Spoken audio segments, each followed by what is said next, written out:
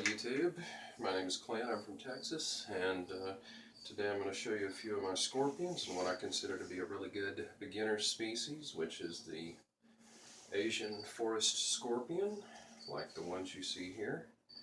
And one of the reasons I recommend them is because they're extremely docile, and as you can see they're not very aggressive. You seem to be able to put your hands on them, really no problem. The sting is very mild and they're not terribly poisonous.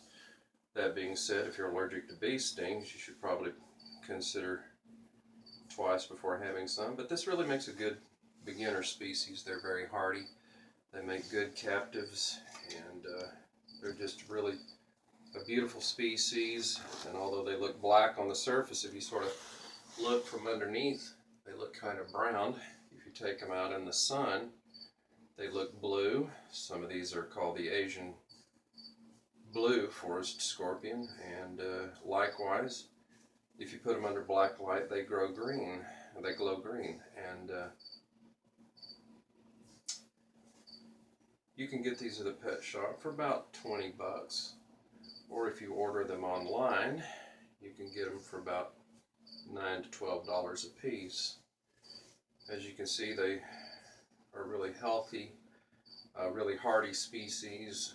They're relatively low upkeep. They can get by on one or two crickets a month and a little bit of water.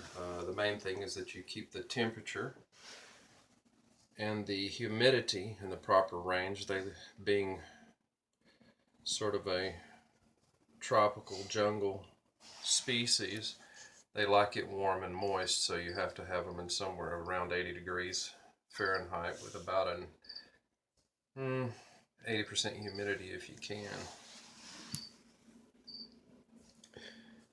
Another thing that I really like about them is they're really fun just to watch. You know, whether you watch them feed, whether you watch them mate, whether you watch them just crawl around, you know, it's always been really exciting. People ask me all the time, well, how did you get into collecting scorpions? And kind of way that happened was I grew up out in the country, and so far out in the country that my sister and I didn't have other kids to play with.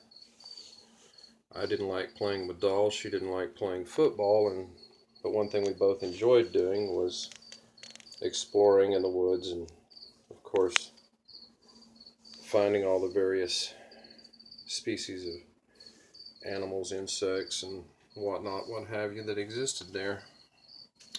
And my sister sort of gravitated towards the vertebrates, the horses, the cows, the birds, pigs, things of that nature. I sort of gravitated towards the invertebrates and some of the more poisonous species. We had non-poisonous snakes on our farm, like garter snakes, rat snakes, king snakes, milk snakes, but the vast majority were copperheads, water moccasins, and rattlesnakes. And so my heart just sort of went that direction. And we used to love to play with scorpions. It was a lot of fun. And I always would see emperor scorpions in the pet stores, and I always wanted one, but my mother wouldn't let me have one, of course. And probably the last thing she wanted was more scorpions on this farm. So by the time I became an adult and was able to have one for myself, they were on a protected species list. They're endangered, I guess, because of the exotic pet industry. They became depleted. And so taking their place, the Asian forest scorpion, which shares many external similarities, sort of became the scorpion de rigueur, or scorpion du jour, I guess we would say. And so yeah, this is what I would